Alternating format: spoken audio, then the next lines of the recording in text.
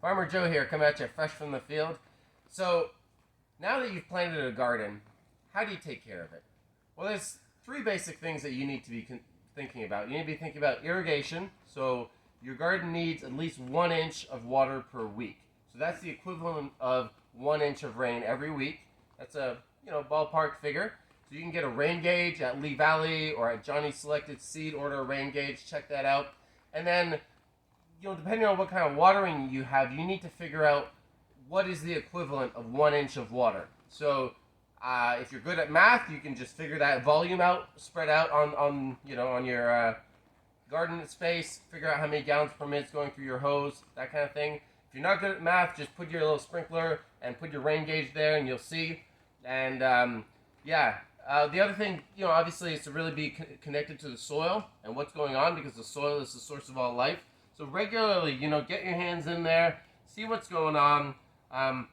You might even want to consider, occasionally digging a deeper soil profile to see where's the water going in the soil. But really, I encourage you to get to know your soil. It is the heart and soul of what we do here. And so really get connected to your soil, figure that out. And so that's irrigation. Second thing you need to think about is weeds. So, weeds are basically just plants that are super well biologically adapted to dealing with disturbed soils. And so here, I forget the name of this one, but here we're in the greenhouse, so there's more weeds than what I'd like in this spinach, but given the fact that we're actually going to be harvesting it next week, I don't really care because I'm going to rototill it after. But the basic premise for weeds, there's two different approaches. Number one is mulching. So mulching means that you're covering the soil with something and you're blocking the light, because most weeds need light to germinate, and once they're germinated, once they're growing, they need the light to grow. So if you just smother those with something, so typically that would be like straw or dead leaves, cardboard maybe, but I have mixed feelings about putting cardboard. So that's generally mulching, right? A layer of, let's say, cardboard and then wood chips or leaves or straw on top. You have to be careful when using straw or hay, especially hay, because you can actually bring a whole lot of weed seeds into your garden using hay or straw mulch. So you really have to make sure that the mulch you're getting is weed-free and you're applying a thick layer. So the more something is rich in carbon, like wood chips or like dead leaves, the less thick you have to put. The more it's rich in nitrogen, like hay, the more it'll be biologically active and decompose, especially like grass clippings. Like you got to put a thick layer of grass clippings because those things are going to shrink right down as they start decomposing. So that's mulching. The purpose of mulching is to cover the soil. It also creates a great habitat for earthworms. It preserves your soil moisture and a whole bunch of other benefits. That being said, you can't always mulch. There are situations where mulching is not appropriate, either because you have too many slugs or because it's a crop that you want to be direct seeding rather than transplanting, or for whatever reason. So at that point, you're going to have bare soil. And nature hates bare soil. The purpose of weeds is to take bare soil and bring it back into a forest state. It's the beginning of the succession. And so bare soil, it's going to want to germinate weeds and weeds and weeds and weeds. So the key is to cultivate, not weed. You never want to be doing this. You never want to be like reaching around pulling weeds out. And it's ironic because that's what I'm showing you in this video, but like you never want to be doing that. You definitely do not want to be like pulling out weeds trying to find where your crop is. Like no way. The ideal stage to kill a weed is at the white thread stage. So I don't know if you're going to be able to see this, but here there's a little white thread right there. It's not super visible. That's basically a root. It looks like a root. And so the white thread stage is when the seed has germinated in the soil, but it hasn't yet created its cotyledons. It hasn't even come out. It's just a little white thread. And at that point, you can cultivate so shallowly, like 1 centimeter deep, not disturbing the soil, not disturbing the earthworms, but just killing those little tiny weeds that either have not even come out of the soil or have just their cotyledons, those first little leaves that come out before the true leaves develop.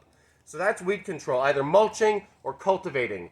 Cultivate, don't weed. And then once your crop is big enough, like at the last cultivation, the last time you can get your hoe through, I would recommend underseeding a green manure. So a green manure, also called a cover crop, is a crop that we're planting like clover just for the purpose of feeding the soil.